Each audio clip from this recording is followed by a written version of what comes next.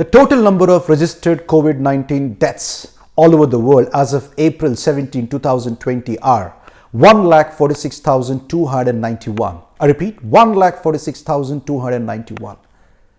No doubt the first one responsible for all these deaths is China. No doubt the first one responsible for the whole devastation is China. No doubt the first one responsible for blemishing the economy is China. But who is the second one responsible? In my opinion, the lucid and forthright one, the second one, is World Health Organization. Yes, a 72-year-old organization with 8,500 plus employees, headquartered in Geneva, Switzerland. Apart from that, they've got 6 other offices in different parts of the world, including an office, regional office in the city of Delhi. 8,500 plus employees. 1 minute if they close their eyes and think only about this, they all would have given only one advice, that is, stop the travel immediately from China from the first week of February itself. Yes, they would have halted the whole travel, moving something from the China to other parts of the world, because it's a clear case of history being repeated, whether you are aware or not. The same scenario existed in the year 2003, like how the coronavirus has come from the province, Wuhan province of China.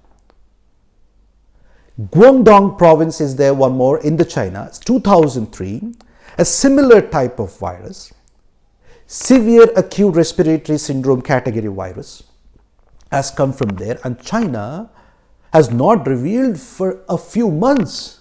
As usual, like how it has happened this time. And someone traveled from that province to Hong Kong. He stayed in a hotel also, that is Metropole Hotel, and he got infected a few people in that hotel, and from there, you see the total number of deaths, total number of registered cases are 8,096, and the deaths is 774 deaths in 2003. Same in the November itself, the same thing started. And the mortality rate, you can see 10% is the mortality rate. 8,096 cases at that time and 774 deaths. It spread from the Guangdong province to the Hong Kong, and from there the whole world. And the history is repeating.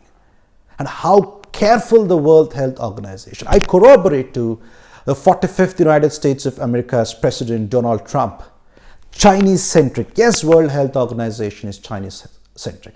This is not the first case. Let me corroborate with one more thing. Between 2009 and 2016, from 2009 to 2016, Taiwan is allowed to be part of all the WHO meetings, gatherings. It's allowed to attend the meetings.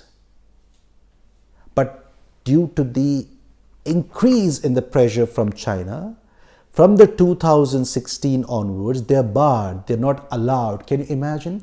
It's World Health Organization. It's a health for all, it's a hope for all, because of the pressure from China. Because of the pressure from China, they stopped a country attending the event. That's because Taiwan and the mainland China has got some issues. This is where they are Chinese-centric. Now, one more thing. Traditional, to corroborate, I'm just giving one more example, how they are Chinese-centric. Traditional Chinese medicine. Traditional Chinese medicine, which is basically a club of toxic plants. Yes, it is a club of herbals also. Apart from that, toxic plants and animal parts. Animal parts. Look at this. Have you ever thought why one-horned rhino population of Assam is drastically coming down? Because the horn is most sought after by pokers for traditional Chinese medicine. World Health Organization has endorsed traditional Chinese medicine, even after having these many effects. Now, coming to the contributions. Overall, per year, if you see the last 5 years of the average, per year. Again, as you're aware, I don't confuse people with the help of billions, $1 million. In the language where you'll understand, 17,250 crore. 17,250 crore rupees is what they have received via the contribution. 17,250 crore. Now, the contribution is definite, it's classified into two things. One is assessed contribution and the other one is voluntary contribution. Let me give you a cut of it. Assessed contribution is, I give you the money, I contributed the money to you for the betterment of the world, betterment of the world's health. I've contributed the money to you, but I'm not putting any conditions. I'll say you can use it as per the circumstances required. Whereas the second one, voluntary contribution, is I contribute the money, but I place a condition. Use this money only for the polio purpose. Use this money for the HIV purpose, for tuberculosis purpose, for Parkinson's disease purpose. Use this money. This is what the two types of contributions.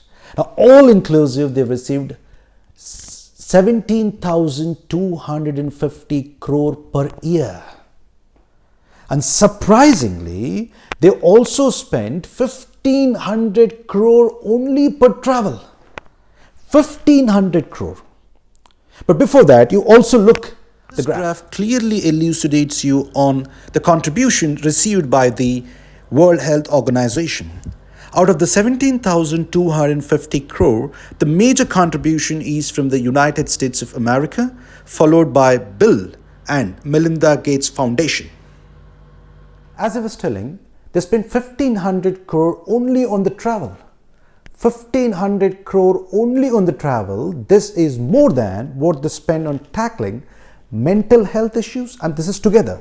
Mental health issues, HIV, AIDS, tuberculosis and malaria. In fact, the ex-Director General of the World Health Organization, Margaret Chan, he has spent $1,000 per night stay in the hotel. $1,000, close to 70,000 Indian rupees. From 2006 to 2017. Look at this amount. What I mean to say is, if they are very much aware this much of money they are spending on the travel, they should understand the importance of the travel ban. They would have definitely, it is their mistake, they would have imposed a travel ban to unfold to China from the February 1st itself. A few sections of media also, right, they don't have the guts to actually raise and to question the credibility of the World Health Organization. Yes, the first is China and the second is World Health Organization. I corroborate once again, to President Donald Trump's, the United States of America, President Donald Trump's word. They are Chinese. World Health Organization is Chinese centric. Now, it's high time. It's high time for us, India, to disown this World Health Organization, to disown the China completely, and work our own institutions. National Institute of Communicable Diseases, Delhi. All India Institute of Medical Sciences, Delhi. All India Malaria Research Institute, Delhi. Center for Molecular and Cellular Biology, Hyderabad. Central Drug Research Institute, Lucknow. All these institutions has to work in association with the National Institutes of Health.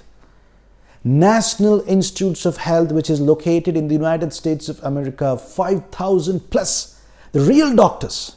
In this case here, the World Health Organization, the present Director General itself is not a doctor. Over there, 5,000 plus doctors who was constantly in research. So all the names what I mentioned, our institutions in association with them have to work for the future. Prime Minister, Mr. Modi, like how he's asking for the fund now to control this pandemic, from now itself we should have a separate fund dedicated for that. Take the contribution, let the whole India donate it for the future at least. right? And that fund, these universities and these institutions in association with the National Institutes of Health is a deadly combination to take care of the future epidemics like this. Rest is over to your wisdom. Nandri Vanakkam.